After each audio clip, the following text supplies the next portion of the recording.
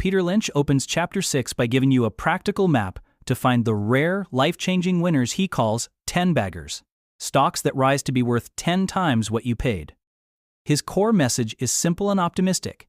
The best opportunities are often hiding in plain sight, in your neighborhood, at the mall, or right where you work. If you pay attention to the world around you, you can spot promising businesses long before Wall Street does. Lynch argues that ordinary people have an advantage. Customers, employees, suppliers, and even janitors notice real, repeating signs of success. Crowded stores, new franchise openings, steady lines at a restaurant, or a new gadget that makes the teacher's life easier. These everyday observations are a source of local knowledge that can point you toward companies whose earnings are likely to grow. Examples he gives are familiar names: Dunkin' Donuts, The Limited, Subaru, McDonald's, Tam Brands, Pep Boys. In each case, the product's popularity and the visible signs of expansion were obvious to ordinary people long before analysts put the companies on their buy lists. A striking example is Automatic Data Processing, a payroll processing company. It was not a high-tech, speculative story so much as a steady, indispensable service used by many businesses. It went public at a tiny split-adjusted price and over a long run became a 600-bagger. Who had the edge? Employees and clients among its 180,000 customer firms who saw the product's utility day after day. Another example is the ulcer drug Tagamet, made by SmithKline Beckman. Doctors, pharmacists, and patients observed its effectiveness and consistent demand before Wall Street fully recognized its impact. Tagamet helped push the stock from single-digit levels to many times that price. Lynch highlights a double edge. First, there is the consumer's edge. People who buy and use products often notice winners early. If a restaurant or store is always packed, that is a useful signal. Second, there is the professional's edge. People who work inside an industry can see inventory trends, price changes, and capacity constraints months before the broader market. For example, a tire shop owner or a Goodyear mechanic will sense rising demand for a new tire model before stock reports pick it up.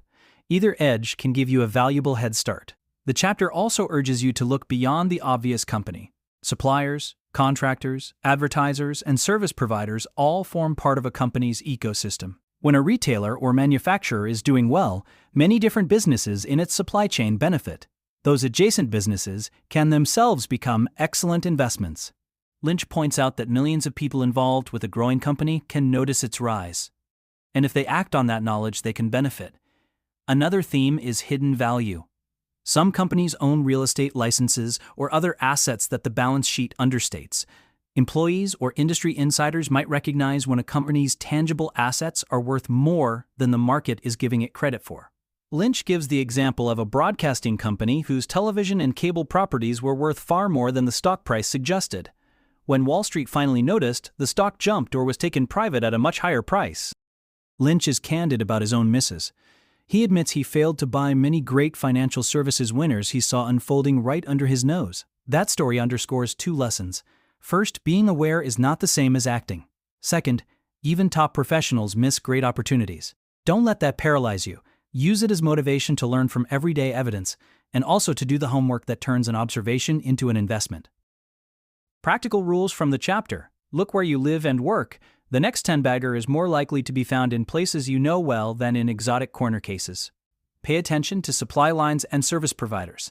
They often show early signs of a company's expansion. If employees, customers, or frontline workers are noticing sustained demand, research the company. Those are real data points. Watch for companies whose assets or cash far exceed the current market price per share. Asset plays can be safe ways to profit. Use both the consumer edge and the professional edge whenever you have them. Each has different strengths. Keep humility.